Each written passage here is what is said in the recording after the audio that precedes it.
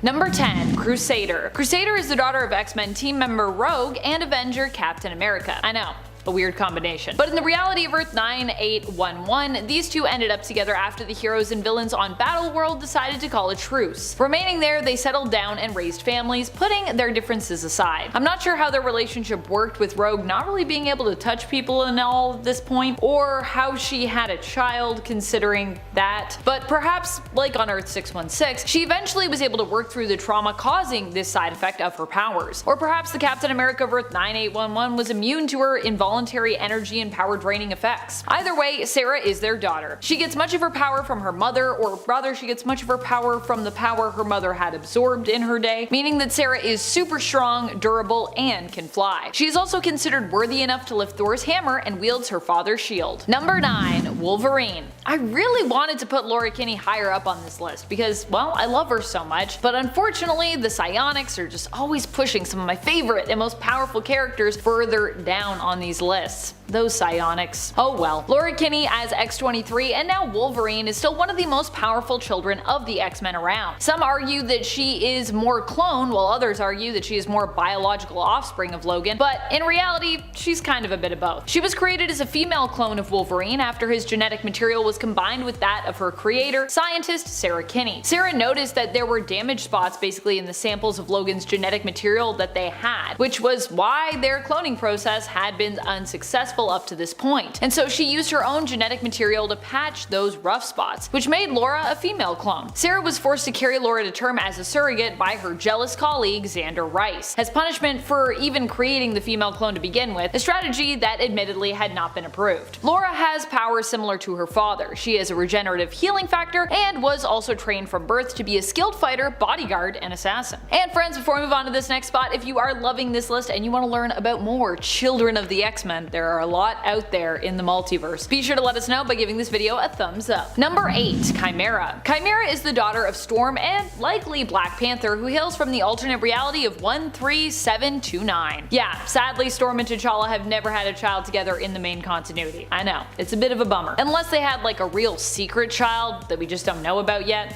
but I doubt it. Chimera seems to have inherited the powers of her mother, but also shares a connection to the Earth, which allows her to draw on and harness its energy. She is also a skilled tracker and can communicate telepathically with animals. I'd also assume, as she's the daughter of Storm, that she's a skilled combatant as well. As while Storm is more well known for her goddess status and weather manipulation powers, she is also an extremely skilled fighter. And if she's Black Panther's daughter, then she should definitely be a skilled fighter. I mean, you got two amazing parents that are both amazing fighters, so just saying. Number 7. Charles Xavier II. Charles Xavier II is the son of Charles Xavier and Mystique, if you can believe that. I know, it's pretty shocking. Charles Xavier II was technically born into the reality of Earth 616, where we later find out that while Mystique actually took the form of Moira when giving birth, Charles actually knew that he was in a relationship with Raven, so it wasn't like a trick of hers. They were actually just wanted to be together, I guess. This version of Charles, however, is an all grown up one from the alternate future of Earth 13729. When his powers first manifested, he accidentally killed his adoptive mother and ended up later joining forces with his half-brother Reyes, another child of Mystique's sired by Wolverine, another child of the X-Men. Charles Xavier II has a brilliant and conniving mind and, like his father, is an immensely gifted telepath, capable of using his powers to bend others to his will. Number 6. Polaris. Polaris is the daughter of Magneto, and while you might not think of Magneto as being an X-Men, considering, you know, he started out as an X-Men villain, he has also worked with the team before and even served as a member himself. Heck, at one point he was in charge of the whole New Mutants crew, let's not forget that. Magneto may have some questionable methods when it comes to getting justice that put him on the spectrum of villain, but I think at the end of the day, he's just trying to do what's best for mutants. Or at least what he thinks is best for mutant kind. Polaris, like her father, also has magnetic-based powers, which, like her father, are also pretty impressive. Polaris is considered an alpha-level mutant and recently got to join the X-Men team herself after being elected to join them in the Krakoan X-Men elections. Psychic elections. Imagine if we could all just vote psychically. That would be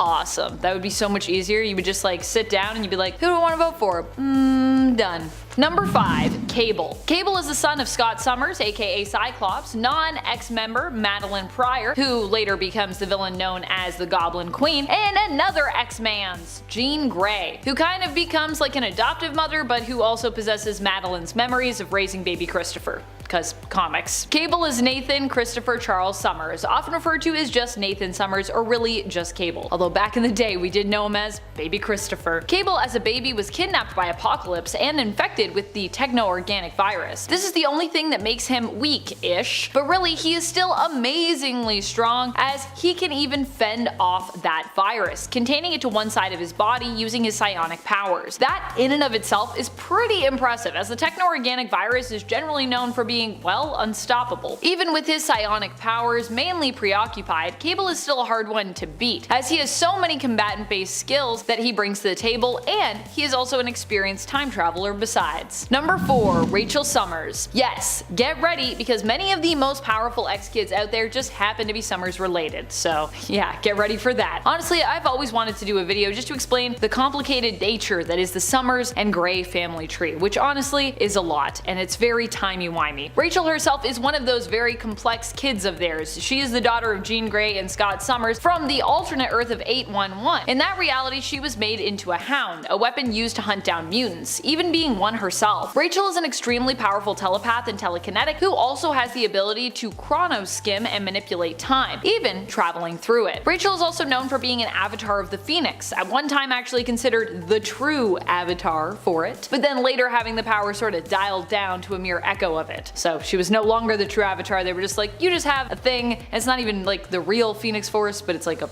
version of it. Still, the seeming piece or echo of the Phoenix Force that resides within her has been known to flare up from time to time, or her connection to the Phoenix Force, however we want to see that, occasionally boosting Rachel to an off-the-charts level of power. But like I said, that doesn't happen all the time. Number 3. Hope Summers. Hope is the adopted daughter of Cable, who was originally known as the mutant Messiah baby. Cable saved Hope from Bishop, who basically wanted to destroy her. In Bishop's reality, the mutant Messiah would end up causing the event that led to the oppression and persecution of mutants. However, in Cable's reality, the mutant Messiah would grow up to become a savior, so you can see why these two were opposed on this topic. For the X-Men of Earth 616, the mutant Messiah was the first new mutant to have been born since basically M-Day, and so she brought hope to the mutants of the 616 reality. Cable body slided with Hope to another time to raise her in safety. He would end up naming Hope after her adoptive mother, his love who died, Hope, and she got the Summers name from Cable himself. But although she looks a lot like Jean, she actually has no biological relation to the Summers or the Grey families, at least not that we know of. Hope's mutant abilities allow her to copy the powers of anyone within a certain range. Hope also gains access to these powers without struggling at all to use them, receiving them basically at their peak level and with the auto knowledge basically of how to use them. So if you're like, oh, she's gotta like figure it out, no, she's just like instant god mode with those powers basically. Number 2. Scarlet Witch. Wanda is known for being one of the most powerful beings in the Marvel Universe. She has used her powers to completely warp reality the world over, and her chaos magic has pulled off other immensely world-changing feats, such as flipping the alignment of all major heroes and villains in the comics during the events of Axis. Initially, her chaos magic powers were believed to be somewhat mutant in origin. In fact, they were kind of presented initially as like Jinx-like mystical mutant abilities during her first appearances. However, we've since learned that both Wanda and her superpowered brother Pietro, aka Quicksilver, were never really mutants at all, nor were they related to Magneto. However, they still spent a good amount of their life around Magneto, who secretly believed them to be his children, and then another good amount of time thinking that he was their actual father, until it was revealed that this was all due to manipulation by the High Evolutionary. High Evolutionary just coming in and messing pretty much everybody up when it comes to their backstories and origins. Wanda herself has never really gotten along with the X-Men, especially since the events of M-Day, but she is still considered, I think, a part of Magneto's family, and a powerful one at that, regardless of her status as a mutant or a non-mutant. I know there are some people out there that want to be like, it never happened, but like, they still spent a lot of time together thinking that they were family, so I think we can still count it, friends. Also, make Wanda a mutant again. Do it. Make it happen. Give me Wanda and Quicksilver back. Number 1. X-Man. X-Man is Nathaniel Gray, the lab-born child made by combining the genetic materials of both Jean Grey and Cyclops. So basically like Cable, but if he had been made perfectly by villain Mr. Sinister. He actually hails from the alternate reality of AOA, Age of Apocalypse, Earth 295. Here, Sinister created him to use as his own weapon, but of course, Nate being so powerful, managed to escape Sinister and instead ended up being raised by Forge of Earth 295. He is considered one of the most powerful mutants of all time, which would also make him one of the most powerful children of the X-Men out there. Nate can warp reality, resurrect the dead, resurrect himself, travel to alternate Earths and dimensions, and even manipulate the time stream. He's basically the most OP of characters when it comes to the Marvel Universe. And if you've seen artwork of him, you will probably recognize him as someone who looks like mutant Jesus, which yes, he is god level, so that is the point. Number 10. Kristoff and Kadira Von Doom. Kristoff and Kadira Von Doom are the children of Storm and Doctor Doom. They come from the novel series X-Men The Chaos Engine, which is actually a trilogy wherein we explore what would happen if 3 great villains took control of the Marvel Universe, creating their own version of a perfect world using the Cosmic Cube. It starts off with Doom's variation on this world. In this reality, Doctor Doom has made Storm his wife, and she rules by his side as his Empress. The union of these powerful characters produces 2 children, Kristoff and Kadira. We can assume, of course, being the children of both Doom and Storm, that they would be physically, mentally, and demonstrably powerful when it came to their abilities, especially being raised by these 2 powerhouses. Also, if I wasn't clear about this is an alternate reality, so if you're like, when did this happen? It is not main continuity. And friends, before we move on to this next spot, if you are loving this list and you want more children of the X-Men, they have a lot of kids if we, surf through the multiverse, so we could do it for you. If you want that part 3, be sure to let us know by giving this video a thumbs up. Number 9. Nocturne. Nocturne is the daughter of Nightcrawler and Scarlet Witch. Obviously, not from the main continuity. In fact, Talia Wagner is known for being a part of a multiversal hero team, the Exiles. Nocturne is from the alternate reality of Earth 2182. In fact, back on her home reality, which first appeared in Millennial Visions, Talia is also known as a member of the X-Men team, fighting alongside her father, Nightcrawler, who is actually their field leader. She is a low-level telepath with incredible superhuman agility skills, the ability to wall crawl, and the ability to fire powerful brimstone hex energy bolts, something inherited from both her father and her mother. Nocturne's physical appearance is also similar to her father's, a bit demonic looking, and of course, blue. All my blue X-Men. Top 10 blue X-Men. Actually, I feel like there's a lot of X-Men that are blue. Or mutants that are blue, maybe? There's a lot of blue mutants, for sure. I don't know about X-Men team members. Number 8. Jimmy Hudson. Jimmy Hudson is the son of Wolverine from the ultimate reality of Earth 1610. His powers are similar to his father's, but in this reality they're believed to work a little bit differently. As opposed to just being insane healing powers, Jimmy's power set in this universe as a mutant is believed to be based more in survival. So these powers aren't necessarily just about healing, but survival instincts and capability, meaning that Jimmy is just much better at surviving and evolving to survive than anyone else alive on the planet. And I mean that because in this reality, Wolverine eventually dies, so really Jimmy is the only one left alive who's really good at surviving. Jimmy Hudson has also been bonded to a poison before and gained control of his poison, which are basically alien-like beings resembling symbiotes in look and abilities, but ultimately a different alien race themselves, called poisons. So yeah. Jimmy is the son of Wolverine and Magneto's wife, Magda Lencher, although Wolverine urges him through a letter when the truth of his connection to Jimmy is revealed that he actually shouldn't focus too much on, who his biological parents are. Jimmy was raised by adoptive parents. His dad actually served with Logan in the war and agreed to look after Jimmy in his father's place, even giving the young boy his own family name. Hudson. Number 7. Esme. Esme is one of the main Stepford Cuckoos. Well, I mean, I guess they're all pretty main, but you know what I mean. She's probably one of the most well-known if we're talking offhand about how many of the Cuckoos you can name. Esme and the other Cuckoos are basically like the children of Emma Frost, although as I've said before, not children that she had consensually. And I didn't say that before in this list, but if you've heard me talk about the Stepford Cuckoos and their relation to Emma, yeah. Instead, these were lab babies basically made from Emma's eggs that were stolen from Emma while she was in a comatose state. Esme, like the other Cuckoos, is kind of like a genetic clone as well as a child of Emma's, and Emma actually does consider the Cuckoos to be like her daughters. She treats them as though they were her own flesh and blood, and often her own responsibility, kinda stepping in to like play mom sometimes, although she does give them freedom to make their own mistakes. I guess what I mean is Emma isn't known for being like a controlling kind of parent. She's like, I'm here when you need me, otherwise you do you. More recently in the comics, Esme, known for her diamond form and powerful telepathic abilities, teamed up and primarily dated young Cable. Well, technically all the Cuckoos were dating him at one point, though I would say Esme was basically the main squeeze of young Cable, and the sister that he was most taken by while he was dating all of them. And if you're like, whoa, how did that happen? The Stepford Cuckoos, they share things because they're kind of like a hive mind. So they're like, we'll just all date this person. It's cool. Also Krakoa. Everyone's dating everyone.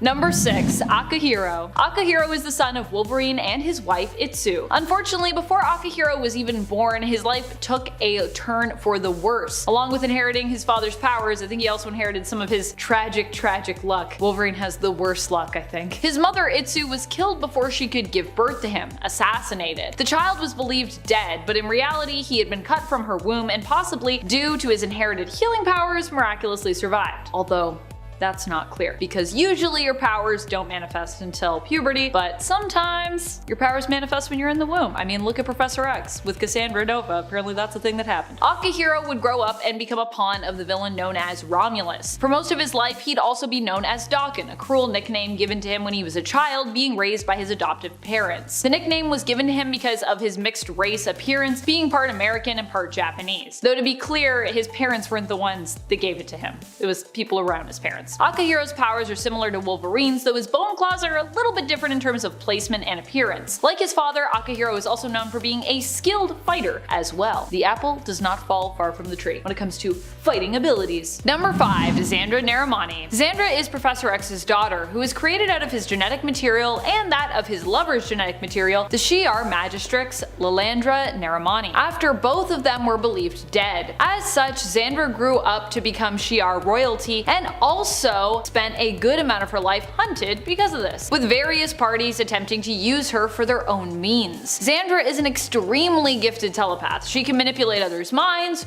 read minds, and can create hyper-realistic telepathic illusions. Number 4. Ruby Summers. She was the ex-offspring used in our oh-so-clickable thumb for the part 1 to this list, and although she was on my extended list for that part 1, my long brainstorm that I came up with, I didn't get around to talking about her because I kind of reached a point where there were too many Summers children on that list, and I was like, I don't want to make this a top 10 children of Cyclops. We got that list, and also that's not what this list is. What can I say? Sykes got strong genes. That's why Mr. Sinister is so obsessed after all and is known as the #1 fan of the Summers Club. Scott Summers is Ruby's dad in the alternate reality she hails from, and Emma Frost is her mother. This makes Ruby fairly powerful, not at the level of Hope or X-Man, but still pretty impressive. She's also super cool looking, which is an added bonus. Ruby hails from the alternate Earth of 1191, the home reality of famous X-Men ally Bishop. Ruby is also capable of emitting optic blasts like her dad and his brothers, but she has more control over when and how she emits these blasts, unlike her dad who's like, I literally need a visor. Ruby also comes with her Ruby form, which like her mother's Diamond form, grants her invulnerability and pretty much immortality. Number 3. Olivier Raven. Olivier Raven is legally known as Olivier LeBeau and is one of the alternate reality children of Gambit and Rogue. Honestly, I feel like there are not enough of these kids out in the multiverse. I don't know if that's just me. For a couple as famous as Gambit and Rogue, I mean, you would think that we'd have a lot more kids from them, at least through the multiverse. Though admittedly, I'm not quite sure that Rogue and Gambit are really the kid having type, at least from what I've seen in the main continuity. They seem pretty content with just having their fur babies right now. So maybe they just aren't super into having kids as a family. Olivier hails from the reality of Earth 41001, the reality of Gen Next, a group Ollie is part of. He has powers similar to his mother's, except he has better control over them and is able to choose when and how much power, life energy, and memories he absorbs via physical contact, or doesn't absorb in cases where he just, wants to make physical contact without using his powers. He can also absorb powers on a more permanent level, although he has less control it seems over when this happens. Like his father, he also seems to have some charm-based powers. Either that, or he's just charming. Number 2. Proteus. Proteus is the son of Moira McTaggart, who before I would count more as like an ex-ally, but with recent revelations we can definitely consider her a member in the same way we might consider someone like Charles Xavier. It turns out that Moira herself was a mutant this whole time, possessing unique reincarnation powers. She has also been known for being a leader and teacher of X-Men groups before, including the time when she led a team that Professor X then recruited, sending them into Krakoa to rescue the original X-Men. Not Krakoa as we know it now, but Krakoa as it was back in the day when it was like a monster island. Proteus is Kevin McTaggart, son of Joseph and Moira McTaggart. He is currently one of the 5 on Krakoa, and his powers as part of that team are mainly used to warp reality, allowing the non-viable eggs that egg, formerly known as gold balls, produces to become viable for life. These eggs are then used to grow new versions of fallen mutants. Proteus is an Omega level mutant who requires hosts to survive. Initially, Kevin had a body, but now he's basically just pure energy. The hosts he controls and feeds off of eventually are exhausted and killed by that energy drain, making him not just a powerful psionic mutant, but also a powerful energy vampire as well, unintentionally. Number 1. Legion. Legion is the son of Professor Charles Xavier that was conceived when he had a love affair with Gabrielle Haller, which is where Legion gets his legal last name, as his given name is David Haller. Legion is so powerful because he suffers from a severe dissociative identity disorder, where he has more than 100 personas residing within him. Each persona has a number, many of names, and they each have their own specific power set that show up whenever they take over. Because of this, there is almost nothing that Legion isn't capable of. He can manipulate matter and time. We've seen him time travel and completely warp reality as a result of his possible abilities. He also has some pretty powerful hair, which I gotta say, I'm happy that he still rocks even now in the current modern day comics. He's still got that sweet hair. So tall. Number 10. X-Baby. This alternate baby comes to us from the short stories that make up X-Millennial Visions 2000. Here in the story titled Bringing Up Baby, we learn of a son that Jean and Scott both have together in this alternate future. The story shares a conversation the two have, an argument regarding Jean being pregnant. She wants to keep the baby, Scott is contemplating them not having the baby, considering all the problems that then could arise from that. What if something happened? What if he just isn't ready? He's scared, and considering his track record with this kind of situation, I can't say I blame him. Jean keeps pressing though. What if their child has superpowers and can defend themselves? Look at Reed Richards and Sue Storm. They are both heroes and parents. It could work. The next page shows a picture of their son that I guess they agreed to have, who seems to have his father's eyes and his mother's telekinetic powers even as a baby. Their parents look on, slightly amazed and terrified. I feel like raising a super baby would be really hard. Also, where did they get those X-Men brand diapers? Number 9. Summers Twins. The Summers Twins are the children of Emma Frost and Scott Summers. They have a bit of a Cuckoo's vibe to them, but also have darker eyes and freckles than the Cuckoos, resembling Emma a little less and Scott a little more. They have psionic powers which allow them to create solid psionic objects similar to Psylocke's weapons. In the reality of Earth 41001, which they originate from, they are not the only children of Emma and Scott either. Their mother is very protective of both of them, as well as all of her and Scott's children. In this reality, Scott and Emma are actually married. Number 8. Strife. Strife is the evil clone of Cable, who is the biological offspring of Scott Summers and Madeline Pryor. He was created to be a fail-safe child should the young baby Nathan die, succumbing to the techno-organic virus that plagued him. Creating this clone who would grow up to become Strife was the decision of Mother Ascani, who knew of baby Nathan's prophesied importance. Strife was also brought into the world with the same techno-organic virus that plagued his twin, but as Clan Ascani were present for his entire growth cycle, they were able to actually minimize the infection, reducing the risk of it becoming lethal. Both children ended up surviving, but shortly after, Apocalypse busted in and the Ascani were only able to save one of the two babies. The baby they saved was actually the true son of Scott, Nathan Summers. Apocalypse thought he had captured baby Cable, but he'd actually retrieved his clone, Strife, instead. Strife as such was raised by Apocalypse to become his powerful weapon and potentially become the perfect body for Apocalypse to transfer himself into in the future. He was also pretty much raised to be evil, so yeah. Number 7. Megan Summers.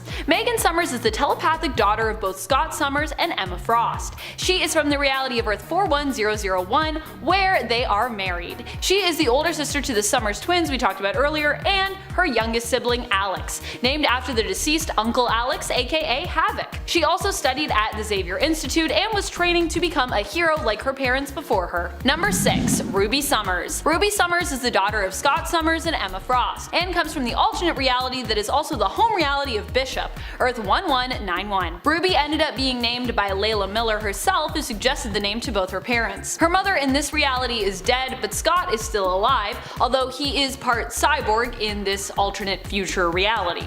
Ruby also becomes motivated by Layla to continue the dream of the X-Men and fight for mutant freedom. Her powers are similar to her father's, but she has full control over her optic blasts. She can shapeshift into into her ruby form, which is similar to her mother's diamond form, and while in this form she does not age, nor does she require food or water to survive. Number 5. Nate Gray. Nate Gray is the son of Scott and Jean, who was raised by Forge, who basically became his foster father. Scott and Jean never really knew of their relation to Nate when he was born, as he was created by Mr. Sinister to be the perfect psionic mutant. Sinister created him using the genetic material of both Jean Grey and Scott Summers.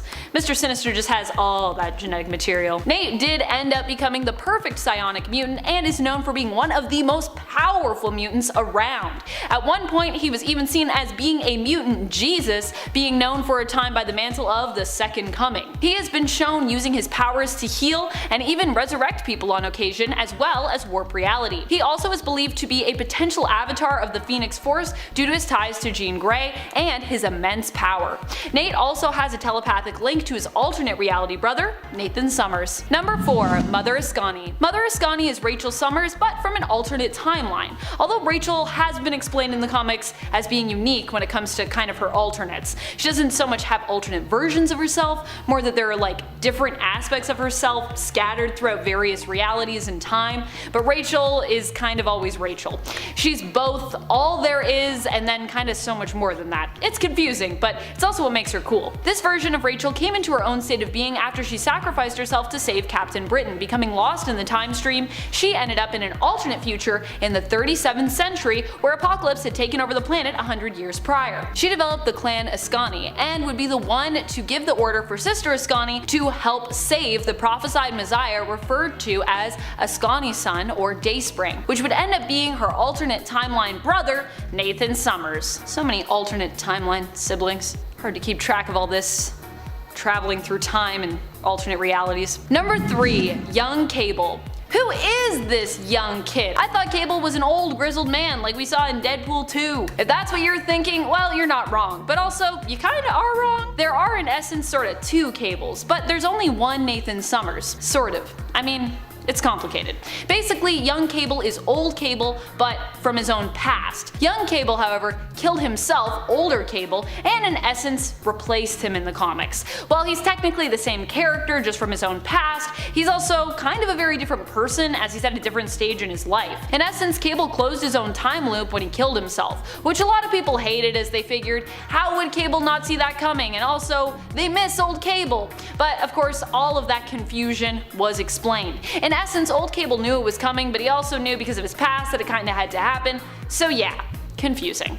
Anyways, young Cable is the current main Cable in the Dawn of X line, who is basically a loudmouth, gun-obsessed, cocky kid who loves a good fight, especially if he gets to protect innocent people along the way, or it makes him look badass in front of the ladies. He has dated a bunch of younger mutants already in the comics, but is currently in a relationship with all 5 of the Cuckoos, much to Emma Frost's displeasure. Just watching you, young Cable. Number 2. Rachel Summers. Rachel has got to be one of the most confusing of the Summers children, and I say that fully acknowledging all the confusing stuff that we just talked about, including the stuff with Cable. While there is the version of Rachel Summers that became Mother Ascani, there is also multiple other versions of her besides, especially as her splitting into separate entities is literally a part of sort of Mother Ascani's story. Anyways, this Rachel Summers is from the alternate Earth of 811, and for most people is considered the Rachel Summers, the main one.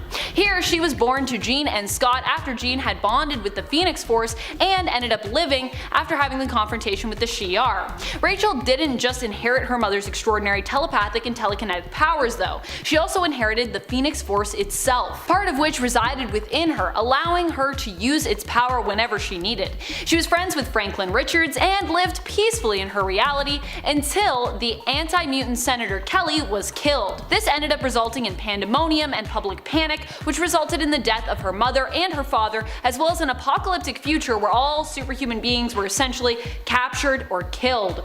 Rachel's powers allow her to manipulate time and travel through it, which was kinda how she ended up in the reality of Earth 616. Number 1. Old Cable, or Just Cable, really. We can just call him Cable. This was the original Cable, a man who was once baby Christopher, the son of Madeline Pryor and Scott Summers, and then grew up to become Nathan Summers. He was infected with the techno-organic virus by Apocalypse, but was later saved by both his adoptive mother, Jean Grey, and his biological father, Scott Summers, with some help from the Inhumans as well. Jean at this point was kinda also like Nathan's mother, and Madeline was out of the picture, having gone insane and become the Goblin Queen after she learned she was a clone of Jean created by Mr. Sinister. Jean was given memories of raising the baby that basically gave her a natural motherly instinct and attachment to the child, although I don't really know why that was necessary. She could have likely raised this baby as her son without needing those memories, but anyways, yes, Jean was also pretty much his mother. After saving the baby, Cyclops and Jean were faced with a hard decision in order to save the baby's life. They decided to send him with Sister Ascani,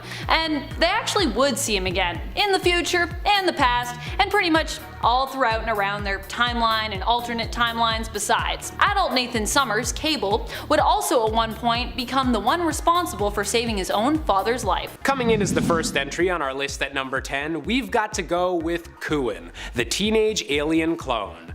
During a misadventure that saw Wolverine stranded on a planet at the edge of the cosmos, far away from any other X-Men or Avengers, he found himself coming face to face with a young boy that seemed to share his exact power set, including an adamantium skeleton.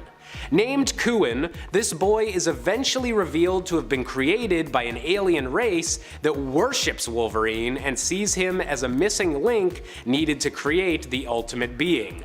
Unfortunately, it's also implied that the cloning process was imperfect and that the adamantium attached to Kuin's bones might not be able to grow with the rest of his body, leaving this story just as tragic as it is odd. Coming in at number 9, we have Jimmy Hudson, the son of Ultimate Wolverine. In the Ultimate Marvel Universe, things weren't looking too hot. Magneto had gone off the deep end and murdered a large portion of both the world population and the entirety of the X-Men, even killing Wolverine with a blast powerful enough to rip the adamantium off his bones. Following this universe-changing event, a young boy named Jimmy Hudson was gifted a post-death holographic message from Wolverine revealing himself to be the kid's father. With the same healing factor and claws as his dad, along with the ability to change what substance his claws are actually made of, Jimmy Hudson was an ideal candidate as the X-Men looked to reform after the death of so many members. Coming in at number 8, we've got to go with Torrent. On the alternate world of Earth 9811, the planet was never reverted back from being a patchwork of different realities named Battleworld, and led to many superheroes deciding to settle down on this new plane of existence. Born to Wolverine and Storm, Torrent was a hot-tempered young mutant who possessed both the power to manipulate the weather and heal back from any injury, an incredibly powerful combo that meant she had little to fear when summoning some trademark lightning. Joining a new team of X-Men determined to wipe the robotic Sentinels off their new home, Torrent is definitely a mutant you do not want to mess with. Coming in at number 7, we have Saberclaw. Hailing from Earth 98-2, this son of Wolverine and an unknown woman absolutely hates his father. So much so that it seems to have literally changed him into appearing more reminiscent of Sabretooth than his actual dad.